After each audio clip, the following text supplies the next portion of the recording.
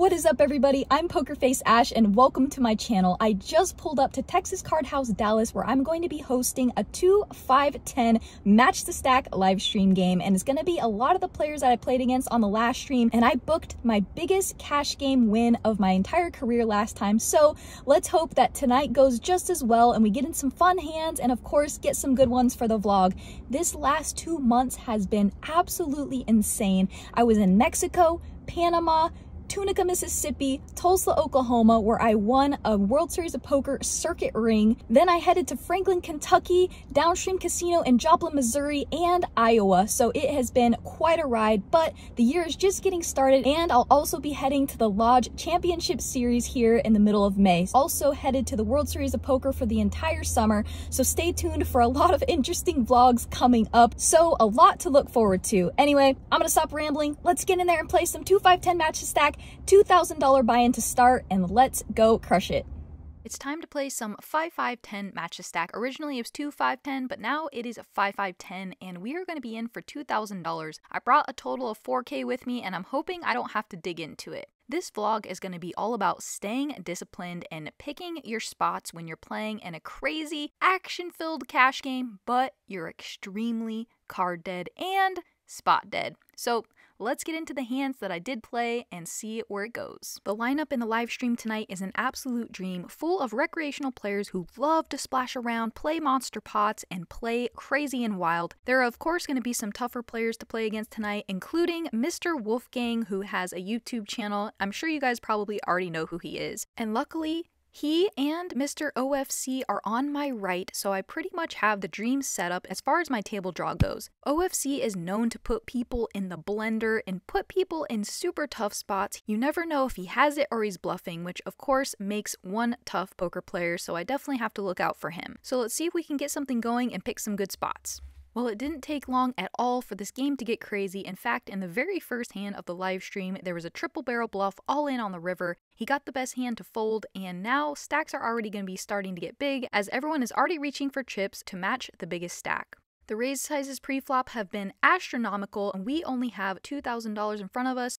So we have to be careful with the hands that we do play and pick the right spots because we don't want to leak chips just calling huge raises pre-flop and having to fold post. Well guys, we are 37 minutes into the stream and there's a raise to $35, and I look down at 9-8 offsuit in the blinds. The best hand I've seen and the most playable position I've seen, and a raise cheap enough where I can actually see a flop. So not the most fantastic hand in the world, however I have literally not played a single hand so far. My cards have been absolute napkins. So I peel the flop and unfortunately whiff, which brings us to the very next hand that I played.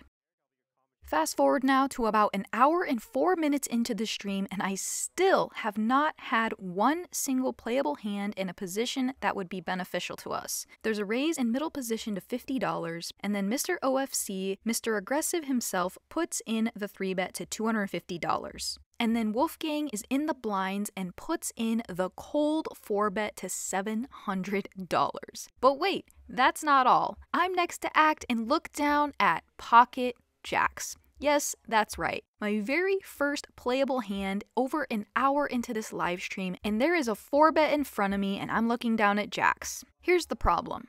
I only have about $1,900 or so in front of me. I can't call the $700.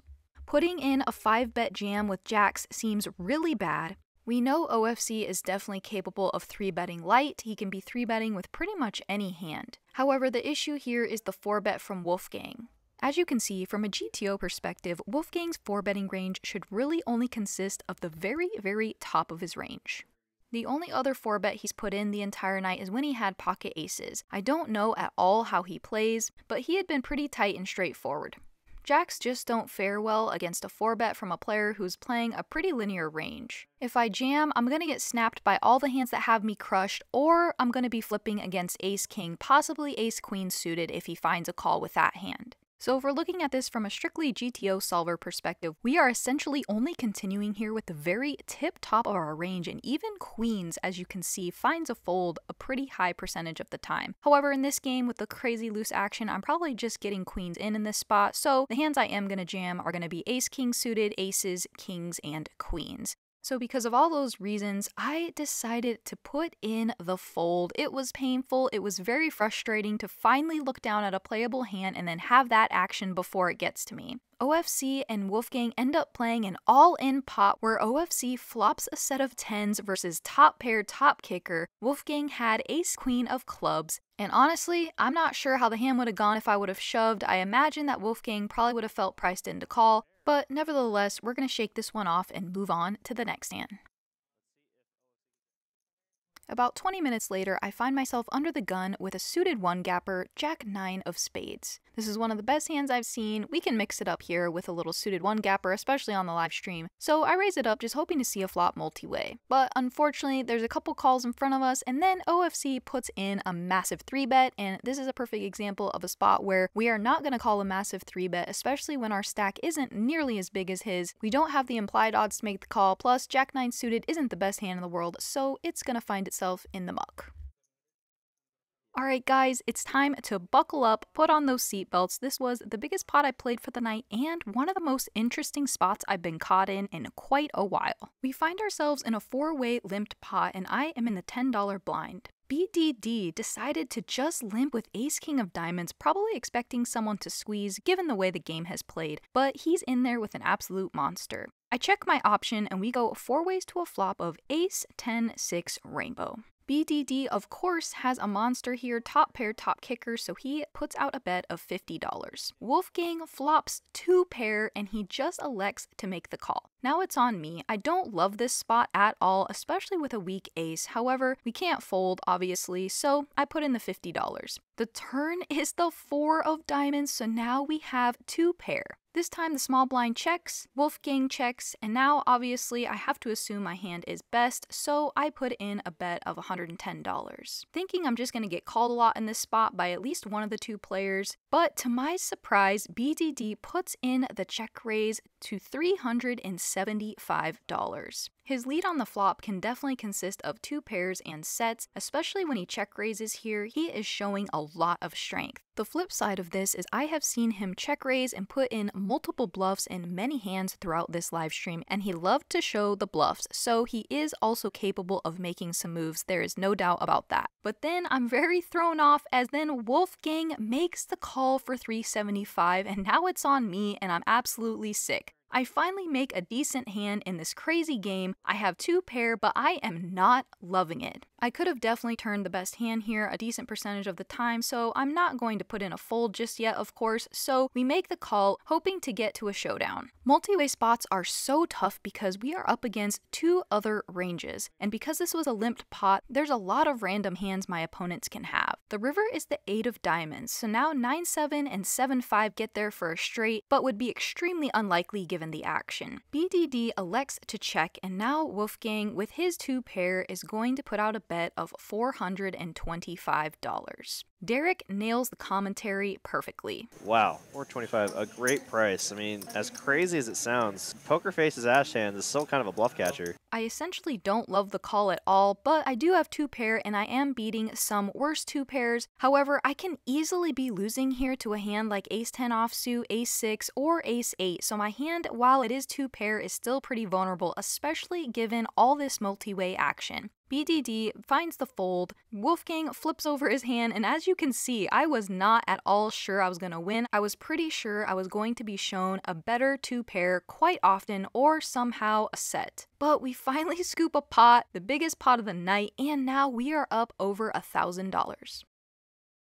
In this hand, the $5, $10, $20 straddle is on, and it folds around to seat 6 in the low jack, and he makes it $75. I'm in the cutoff and look down at 9-8 of diamonds. So in theory, in a normal game, we can mix this hand between 3-betting or flatting, but with the straddle on, the pot already inflated, I think I'm more incentivized to flat and realize the equity because we do have a nice suited connected hand. I make the call, the others fold luckily, so we finally get to play a heads up pot in position. The flop comes really great for us. It is 8, 7, 10 with 1 diamond, so we flop middle pair and a straight draw and backdoor diamonds. Our opponent now checks to us. Our opponent, while a recreational player, is still very competent and aggressive. So when he checks here, I think he's going to have some check calls in his range, but he's also going to have some check folds depending on what we do. I think most players on this board texture are going to continue betting their aces, kings, queens, and jacks. I don't think those hands are ever check raising this flop, and even if our opponent does have an overpair that he decides to check, he is going to have a very tough time continuing on this type of board because it can get very, very bad for his hand. So I think our opponent is going to land here with a lot of Broadway cards and some give-ups, but also possibly some check calls as well. So obviously we're not going to be checking this one back, as this flop favors our range more than our opponent's. He's going to have a lot of high Broadway cards, maybe even hands like ace-6 of spades, for example, ace-3 of hearts, etc. So we want to deny equity to his overcards as well as get value for our hand. And in this spot, there's literally no reason for us to bet small. We want to start putting all of his hands exactly kind of like he has with this ace-king offsuit here. We want to put those in tough spots. So we bet a little over half pot of $125, which we would start doing with a lot of our bluffs as well. Hands like queen 9 of spades, queen 9 of clubs, etc. Hands that don't have showdown value, but we have positional advantage as well as the board favoring us. Luckily, we get our opponent off of his 22% equity and he folds ace king. In this hand, we go 7 ways to a flop at $10 each. I had completed the extra $5 from the small blind, so we go to a flop of 9-6 deuce with 2 spades, so we flop top 2 pair. There's definitely some straight draws and an obvious flush draw out there, so we want to start betting and get some value for our hand, and I bet a little over half pot and go with a size of $40. Sadly, nobody has a hand to battle me with, so we do take down this $70 pot pre-flop with the good old 9-6 offsuit. In this hand, the $5, $10, $20 straddle is on, and I am next to act and look down at pocket aces. What a sight to see after playing this live stream for 2.5 hours and not really catching many cards. I raised to $75 and pick up 3 callers, which was a little scary. It wasn't the best thing in the world to take aces in a 4-way pot, but here we are. We go 4 ways to a flop of king 6-5 with 2 spades. We do have the ace of spades in our hand, which is nice. The small blind checks, Wolfgang checks, and now it's on me. This is actually a fantastic flop for us. We can get called by a lot of draws, straight draws, flush draws, and if someone happens to have a hand like king queen, well, we just get to win a massive pot. So hoping that somebody has a piece of this flop, but not too big of a piece, we bet a little under half pot of $125. And as you can see, nobody had anything. But in a multi-way spot, $75 each 4 ways, we do pick up over $300 and we don't get our aces cracked. In this hand, the $5, $10, $20 straddle is on, and I look down at 6-5 of diamonds, and if you guys watch the stream, you know how absolutely spot dead and card dead I was, so this hand looked like aces. I'm not going to fold a suited connector in this live stream, trying to get something going, but not forcing the issue. I raised to $55. Well, we were not short of action in this game because I pick up 5 callers of $55 each, so we go 6 ways to a flop of Jack 9-9 with 1 diamond. Obviously, there's nothing to do here other than check fold, as our hand is complete dust, especially against multiple opponents. I'm not going to get crazy and fancy, especially facing all these opponents out of position, and we're going to move on to the next hand. In this hand, the blinds are 5, 5, 10, and I'm next to act under the gun and look down at ace queen offsuit. I raised to $35. Randy, who is a complete wild card, super loose, splashy player who doesn't like to fold pre, he puts in the call. Kyle is in the cutoff and then decides he wants to play for more chips, and he carves out a 3-bet size of $200.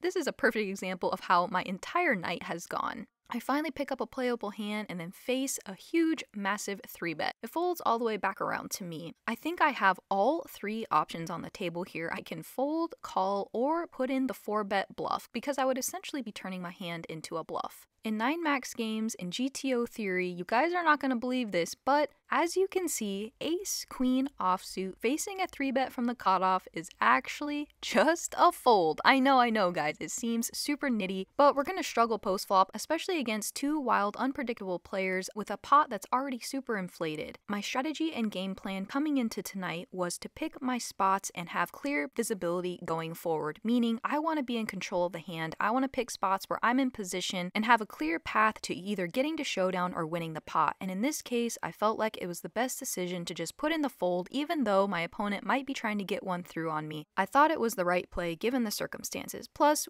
Randy is a complete wild card. For all I know, if I ripped all in or did something crazy, Randy could just snap call us with the hand, and we don't want to be playing a 60-40 with our 3K stack. For all those reasons, I decided to put in the fold, and Randy and Kyle go on to play a massive pot.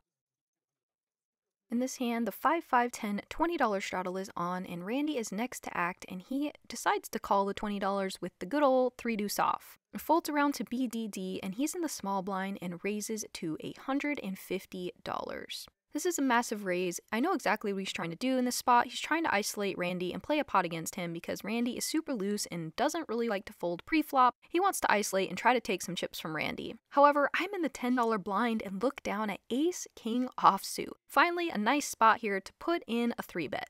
So facing a call of $20 and then a massive raise of $150, in this spot we would normally go a bit bigger because being out of position, we want to charge the in-position player more money to see a flop. However, this pot is already inflated, and for me to keep SPR at a reasonable amount, I decide to put in the 3-bet to $450. The $20 straddle folds, and of course Randy lets his hand go. The small blind thinks for a little bit with ace-9 of hearts, and then tosses it into the muck, so we do pick up a nice pot with ace-king offsuit. Well, this stream was a great time to practice discipline, not get tilted or frustrated, and stay the course and stick to the game plan. Sure, there was no wild bluffs and no wild moves by me, but I played the hands I was dealt to the best of my ability and what I thought was best for my game. If I would have tried to force the issue, played marginal hands in positions that weren't favorable to me, I would have easily lost thousands of dollars in this game. But we were in the game for $2,000, luckily never had to top up, out for about $3,000 for a total profit of about $1,000 in a little under 4 hours of play. And if you're wondering what I use to track all of my stats, I use Poker Analytics. It is the best, most intuitive, easy way to track all your stats, and it gives you so much data. It gives you so many filters and options so you can really see your data and how you're doing at the tables. Check the link in my description to download it now. Well, that stream definitely had some action, but unfortunately, I was not involved in pretty much any of the action.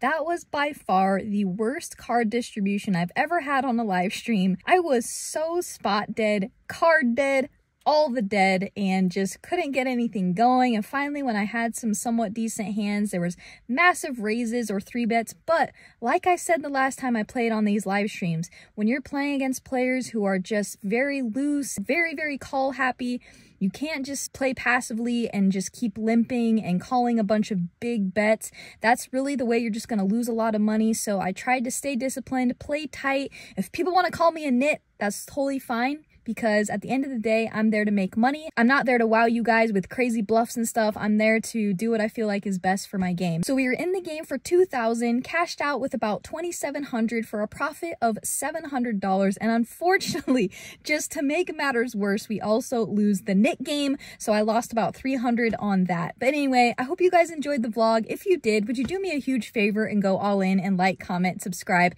It would mean the world to me. We're just getting started. It's only up from here. I'll see you guys next time.